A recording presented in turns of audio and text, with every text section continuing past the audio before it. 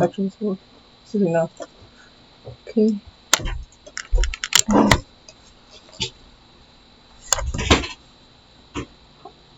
This is Group 43, and we are doing a presentation about will players love your Steam game. And so the question we had is that there's so many new games every year, but for developers, how can we ensure that they can know if their game will be successful, if their game will sell well?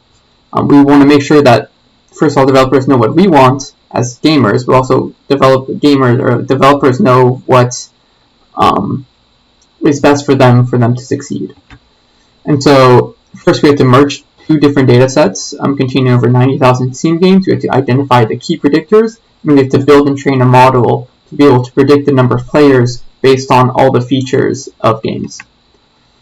And so merging these two data sets, we had to do this because one data set had a larger number of games, however was missing key information such as the number of reviews and the expected and the estimated number of owners, while so another data set had those values together. And so we linked them together, dropped all the missing values for mis-uploaded games, and then run variable selection using lasso regression.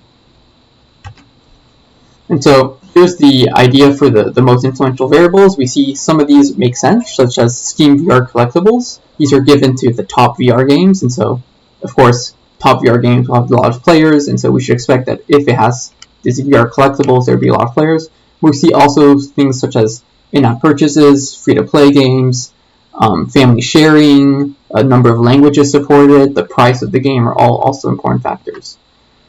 And so we had two different predictors, one in categories from 0 to 20,000, 20,000 to 200,000, so on and so forth, and actual empirical number of players, as in 20 players.